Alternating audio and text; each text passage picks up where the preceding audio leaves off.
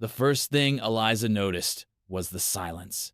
Not the chuffing of the steam engine behind her or the scuff of her own worn boots on the wooden platform, but a deeper quiet. A stillness that soaked into the vast, bleached sky and the endless sea of dust that passed for a town. She clutched the handle of her single carpetbag, the paper with his name and promises folded inside her palm, a fragile prayer against the emptiness. A wagon was waiting, as the letter said it would be. But the man leaning against it wasn't a man at all. He was a boy, no older than 14, with eyes that had seen too much winter and a jaw set with the grim permanence of a headstone. He didn't smile. He simply watched her approach, then pushed himself off the wagon wheel. He held out a folded, grimy piece of paper. Not for her. From his father. "He's gone, ma'am," the boy said, his voice as dry as the dirt. "Fever took him last week."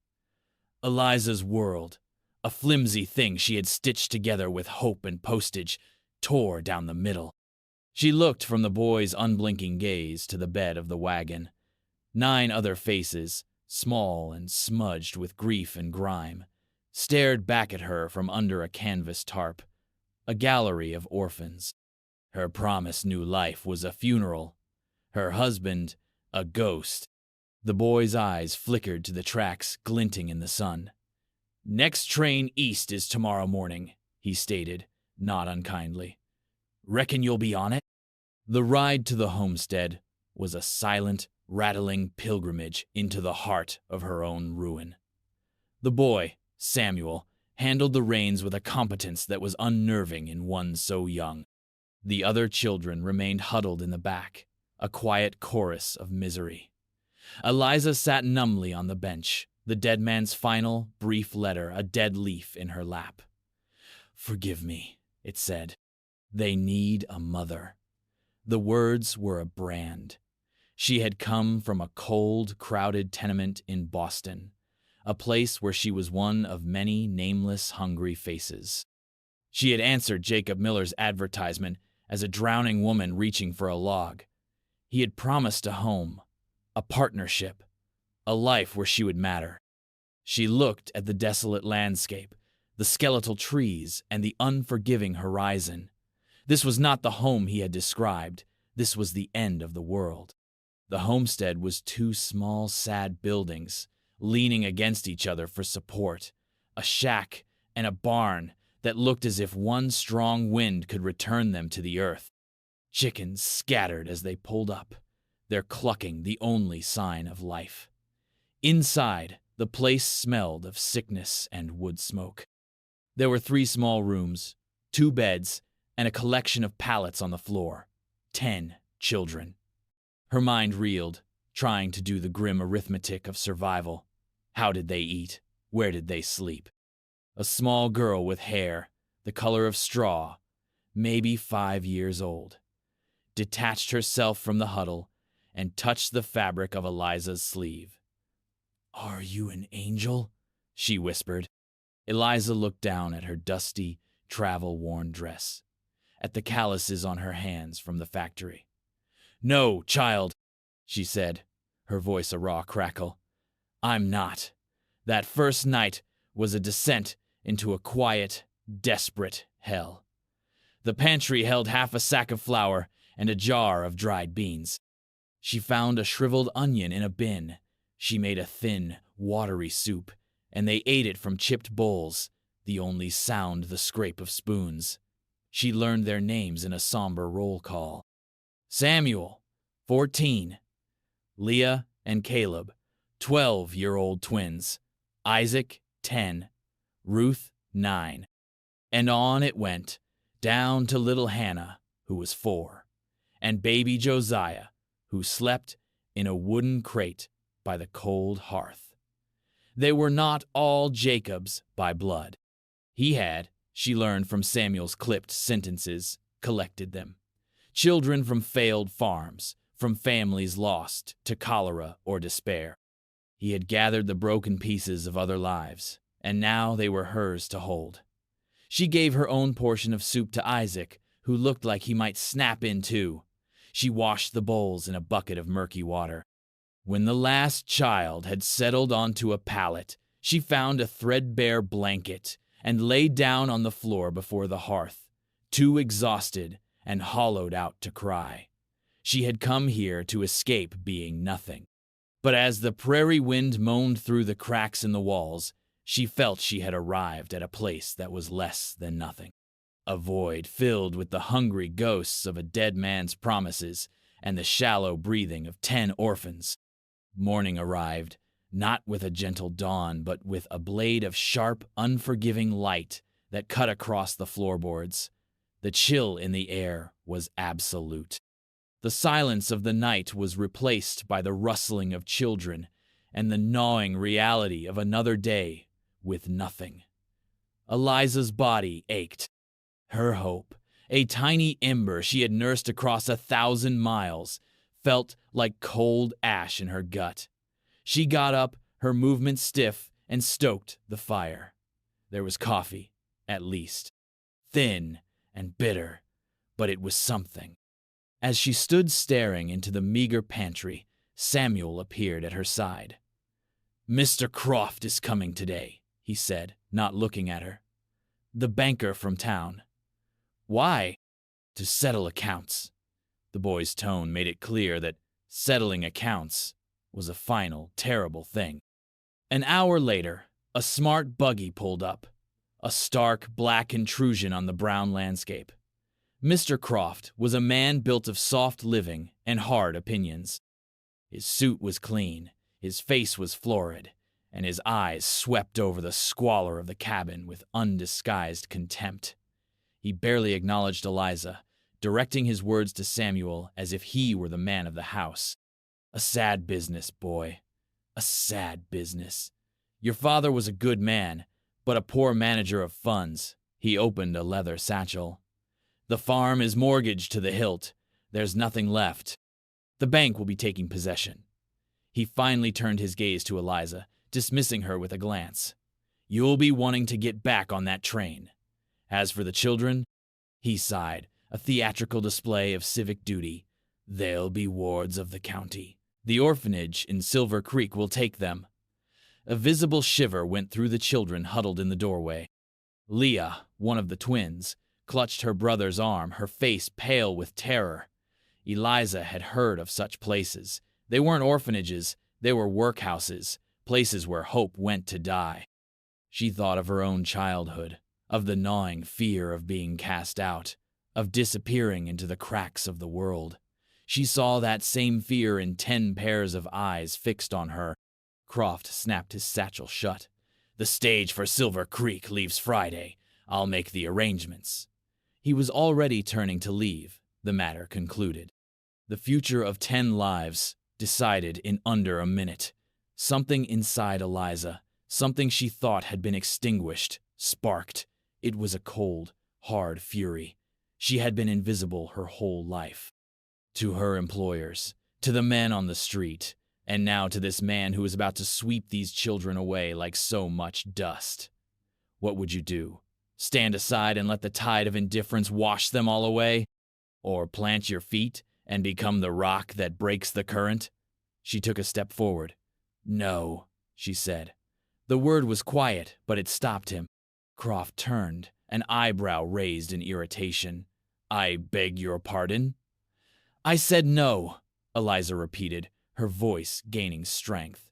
She looked from his fleshy face to the children. "This is my home now. Jacob Miller sent for me to be his wife. I am his widow. This property and these children are my responsibility."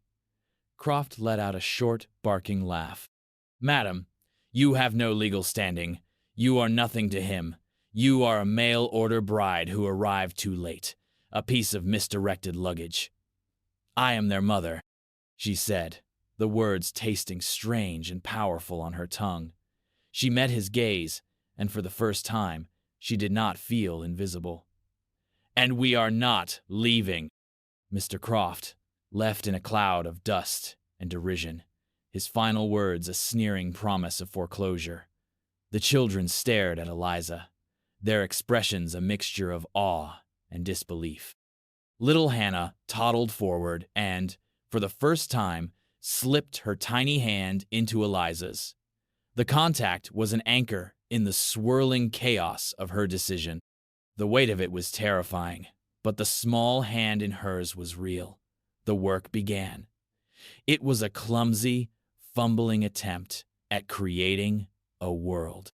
Eliza knew nothing of farming, of raising children, of surviving on an empty prairie, but she knew how to work. She had learned that in the textile mills, 10 hours a day, 6 days a week. She organized the chaos into a routine. Samuel, with his solemn competence, would tend to the barn and the 2 bony milk cows. Leah and Ruth, despite their initial suspicion, were put in charge of the smaller children and the washing. Caleb and Isaac were tasked with the impossible chore of clearing new ground for a larger garden. Eliza herself took on everything else: the cooking, the mending, the endless, back-breaking labor of turning a shack into a home. There were moments of fierce resistance. Leah, sharp and wounded, was her most vocal critic. "You can't tell me what to do!" she'd snapped one afternoon as Eliza showed her how to patch a pair of trousers. "You're not our mother." Eliza didn't flinch. She simply threaded her needle. "The trousers have a hole in them," she replied evenly. "And winter is coming. The needle doesn't care who holds it." She worked past exhaustion, driven by a fear more potent than any fatigue. The fear of Croft, of the orphanage, of failing these children who had, through a twist of fate, become hers. Some nights, she would find a child's toy, a carved bird or a doll made of corn husks, left on her pallet. Silent offerings. One evening, as she sat mending by the fire, 5-year-old Daniel sidled up to her. He pointed to the old rifle resting above the mantelpiece. "Can you shoot that?" he asked. Eliza looked at the heavy, menacing object. "No, I don't know how." Samuel, overhearing from the corner where he was fixing a harness, spoke into the quiet. "You'll learn," he said. It wasn't a question, it was a prophecy. The unspoken truth was that they were all learning. They were learning how to be a family. The first true test came 2 weeks later, carried on the back of a cold autumn wind. Baby Josiah, who had been fretful for days, developed a rasping cough that quickly deepened in his tiny chest. By nightfall, he was burning with fever. "The same fever," Samuel whispered, his voice tight with remembered horror that had taken his father. Panic, cold and sharp, seized Eliza. There was no doctor for 20 miles, no money for medicine. The child's labored breaths filled the small cabin, a terrible, rhythmic countdown to another loss. Eliza felt a wave of despair so profound it almost buckled her knees. She was an imposter, a fool playing at being a mother, and her foolishness was about to cost a child his life. Then she remembered something. In one of his letters, Jacob had mentioned their only neighbor, a reclusive woman named Martha who lived a few miles east, deep in the rocky crags. "A strange woman," he'd written, "but she knows the earth and its remedies." It was a sliver of a chance, a desperate gamble. Leaving Samuel in charge with strict instructions to keep the baby warm, Eliza lit a lantern and stepped out into the crushing darkness. The prairie at night was a different beast. The wind was a living thing, clawing at her clothes and whispering threats in her ear. Every rustle in the grass was a snake, every shadow a predator. The landscape she had to cross was treacherous, a maze of gullies and thorny brush. She fell more than once, her hands and knees scraped raw, but the image of Josiah's feverish face pushed her onward. She was guided only by Samuel's crude map, scratched in the dirt and the faint, wavering light of her lantern. This was more than a journey for medicine. It was a penance, a trial. For every doubt she'd had, for every moment she'd considered the train back east, she took another painful step forward. After what felt like an eternity, A faint light appeared, a tiny pinprick in the overwhelming black. Martha's cabin. It was smaller even than her own, dug into the side of a hill like a badger's den. Eliza pounded on the rough wooden door, her knuckles screaming in protest.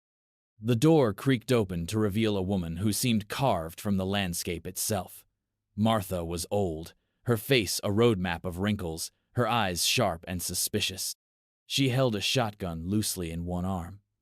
"What do you want?" she rasped, her voice like grinding stones. My son," Eliza stammered, breathless and shivering. "He has a fever, a terrible cough. Please, I was told you knew of herbs." Martha stared at her, her expression unyielding. "The miller whelps. Heard Jacob was fool enough to take in another mouth. Now he's dead and left you with the bill." Her gaze was merciless. "Not my business." "Please," Eliza begged, the word tearing from her throat. She could feel hope slipping away. She fumbled in the pocket of her dress, her fingers closing around the only thing of value she possessed. It was a small, tarnished silver locket, a gift from a mother she barely remembered. It was the last piece of her old life, of the person she had been before she stepped off that train.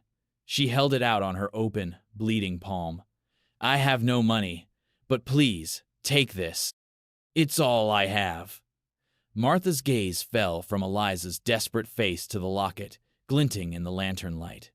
She looked at it for a long moment. The wind howled. The fate of a child hung suspended in the silence between them. Then, with a sigh that seemed to carry the weight of 100 hard winters, Martha lowered the shotgun. "Fool girl," she muttered, though the edge in her voice had softened. "Keep your trinket. It won't buy you flour." She disappeared into the cabin, returning with a small cloth bundle. "Feverfew and mullein," she instructed, her voice crisp. "Boil them, make him breathe the steam, and keep him warm." Eliza could have wept with relief. She mumbled her thanks, her hands closing gratefully around the precious herbs. She turned to leave, but Martha's voice stopped her. "That man, Croft," she said. "He's a vulture. He'll pick your bones clean if you let him. You'll need more than herbs to fight him." Eliza nodded, the warning settling deep in her bones. The journey back was a blur of adrenaline and exhaustion. She administered the remedy with trembling hands, holding Josiah over the steaming pot as the cabin filled with the sharp, clean scent of the herbs. For hours, she sat by his crate, bathing his face with cool water, refusing to sleep. Just before dawn, the fever broke. The rasping breaths eased into a deep, healthy sleep. Eliza finally allowed herself to slump against the wall, her energy gone. She slept for an hour, and when she awoke, she saw Leah sitting quietly on the other side of the crate, watching over the baby. Placed neatly beside Eliza's pallet was her dress from the night before. The tear in the sleeve, ripped when she had fallen, had been mended with small, careful stitches, a silent concession. A thread of hope, sewing them together. Word of the crazy bride and her 10 wards spread through the nearby town of Redemption like a prairie fire. When Eliza made the trip for supplies, walking the long miles with Samuel and the wagon, she was met with a wall of silent judgment. Women from the church guild would pull their skirts aside as she passed, their whispers following her like wasps. Men at the mercantile would stop their conversations, their stares a mixture of pity and contempt. They saw a fallen woman, an opportunist, or a fool. They did not see a mother. Only Mr. Henderson, the weary man who ran the mercantile, showed her any decency. He saw the desperation in her eyes and the quiet dignity in the way she held her head high. He extended her a small, precarious line of credit against the promise of a future harvest she had no idea how to produce. Jacob was a good man, he'd said gruffly, avoiding her eyes as he added a sack of potatoes to her meager order. A bit soft in the head, but good. The shunning was a heavy burden, but it was Mr. Croft's relentless pressure that threatened to break them. One afternoon, he rode out himself, not bothering to dismount his horse. He nailed a notice to their front door. The paper was stark and official, the words, "Foreclosure and public auction, a death sentence for their fragile existence." The children saw it. The hope that had begun to blossom in the house withered. Caleb, his face grim, traced the letters with his finger. "He's going to make us leave," he said, his voice flat. That night, after the little ones were asleep, Samuel found Eliza staring out the window at the vast, indifferent darkness. "You could still go," he said quietly. "It ain't too late. Me and Leah, we could manage." She turned to look at him, this boy who had been forced to become a man too soon. She saw the fear he tried so hard to hide. Was she sure? Every bone in her body ached. Her heart was a knot of constant anxiety. She was hungry, exhausted, and terrified. But then she thought of Josiah's steady breathing, of the mended tear in her dress, of Hannah's hand in hers. "I'm sure," she said, and the words were a vow. "He will not have you." The day of the auction dawned cold and gray, the sky the color of lead. Eliza dressed the children in their best clothes, mended, faded, but clean. She scrubbed their faces and braided the girls' hair. As they stood before the cabin, a small, defiant little army, they looked less like victims and more like a family. A strange patchwork family, but a family nonetheless. The townspeople began to arrive in buggies and on horseback. They were here for the spectacle, to watch the final act of the Miller family tragedy. Mr. Croft stood by the porch, his hammer in hand, a smug smile on his face. He was not just foreclosing on a property. He was enforcing the natural order of things, putting this strange, defiant woman back in her place. The auction began. "We have here," Croft announced, his voice booming across the yard, 160 acres, a house, a barn, and sundry livestock. The debt to be cleared is $212. "What am I bid?" Silence. The crowd shuffled their feet. The price of failure hung in the air. "Do I have a bid?" Croft pressed, his smile tightening. $100, a voice finally said. It was another banker, a rival of Croft's, looking to pick up the land for a pittance. 110, came a new voice, rough and startling. From the edge of the crowd, Martha, the old herb woman, stepped forward, her shotgun held at her side like a companion. A murmur went through the crowd. Croft's face darkened. 115, called out Mr. Henderson, the shopkeeper, from his spot near the wagon. The town's outcasts and its quiet hearts were making their stand. A few other bids came, small and halting. A blacksmith, who Jacob had once helped. A farmer from the next ridge over. They were pebbles thrown against a fortress wall, gestures of defiance that couldn't possibly win the war. The bidding stalled at $160, far short, hopelessly short. Croft let the silence stretch, savoring his victory. $160, he called out. Going once, going twice, he raised the hammer. It was over. What would you do in that moment? Would you have been in that crowd, watching a family be torn apart? Would you have found your voice, however small, and added it to the chorus of defiance? Tell us in the comments what you believe defines a true community. Just as Croft's hammer began its final descent, a voice cut through the tension. Hold on there, Croft. All heads turned. Sheriff Brody, who had been watching silently from the back, pushed his way through the crowd. He was a man who rarely spoke, but when he did, people listened. He unfolded a piece of paper from his coat pocket. I've been going over Jacob Miller's effects, the sheriff said, his voice calm and steady. Seems there was more to his accounts than you let on. Croft's face paled slightly. What are you talking about, Brody? The debt is clear. The debt on this parcel is clear, the sheriff corrected. But last month, just before he took ill, Jacob filed a formal homestead claim on the 160 acres adjoining this one to the east, paid the filing fee in full with the last of his money. According to federal law, that claim and the land it represents now passes to his next of kin. Or, he paused, his eyes finding Eliza in the crowd, to his legal widow. A collective gasp went through the onlookers. The sheriff held up the paper. This here is a legal binding claim. So you can have this mortgage shack, Croft. But this woman and her children have a legal right to that land.